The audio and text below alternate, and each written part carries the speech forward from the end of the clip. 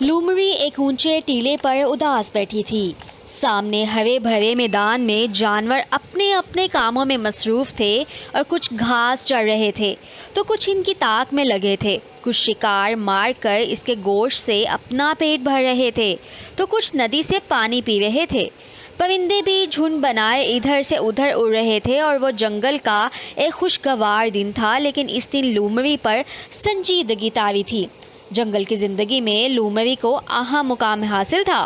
وہ شیر کی خواص مشیر تھی۔ شیر ہر کام اس کے مشورے سے کرتا تھا اور تمام جانور اس کے ساتھ عزت سے پیش آتے تھے اور دل سے اس کی عقل کو سراہتے تھے، لیکن وہ اپنی اس حیثیت سے خوش نہ تھی اور اپنے اس کردار سے تنگ آ چکی تھی۔ شروع میں تو وہ اپنی اس عزت افزائی پر پھولے نہیں سماتی تھی اور فخر سے گردن اکھڑا کر چلتی تھی، لیکن اب حالات بدل چکے تھے۔ دراصل جب وہ دوسرے جانوروں کو ایک دوسرے سے ہنسی مذاق کرتے، بے وقوفانہ باتوں پر کہے لگاتے اور بے مقصد گھاس پر دوڑتے اور لوٹے لگاتے دیکھتی تو آہ بھر کر رہ جاتی۔ اس کا بھی دل چاہتا تھا کہ لطیفوں پر دل کھول کر ہنسے، گھاس پر لوٹے لگائے، ریچھ کے لمبے لمبے بال نوچ کر بھاگ جائے، لیکن جب وہ ایسا کچھ کرنا چاہتی تو وہ دوسرے جانور حیرت سے اسے دیکھنے لگتے اور وہ شرمندہ ہو جاتی، اور کچھ واقعات نے اس جانوروں کی نظروں میں ایسا بنا دیا تھا کہ وہ اس سے ایسی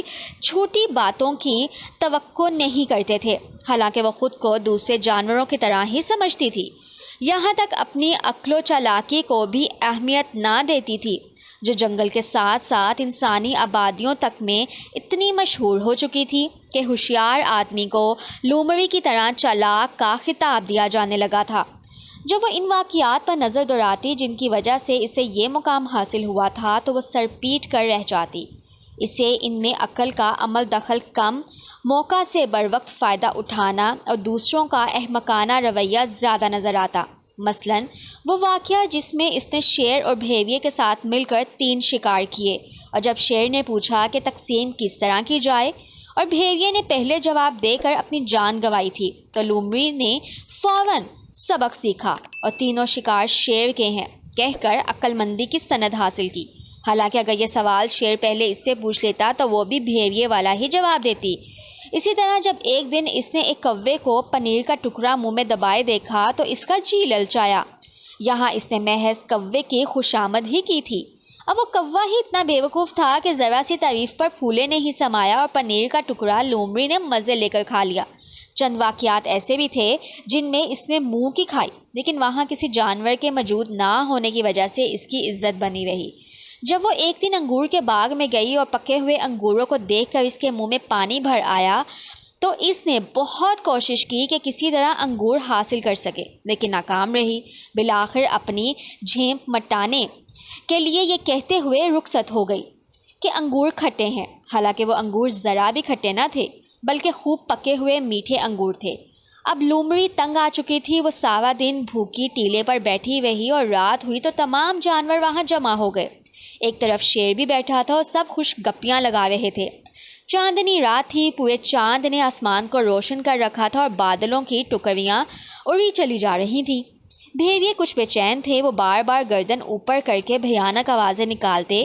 شیر ناراض ہو کر انہیں گھورتا، لیکن اس کا پیٹ بھرا ہوا تھا لہٰذا نظر انداز کر دیتا۔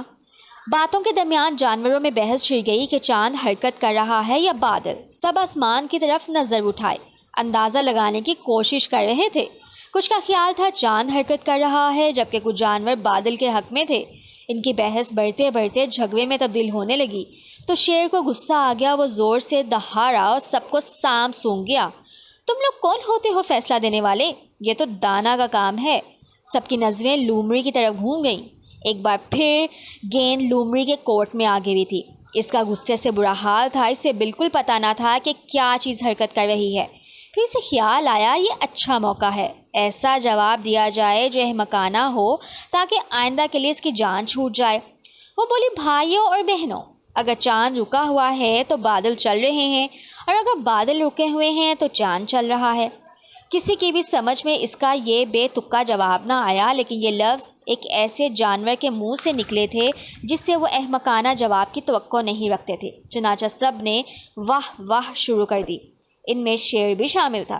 لومڑی خاموشی سے اٹھی اور نامعلوم مقام کی طرف روانہ ہو گئی۔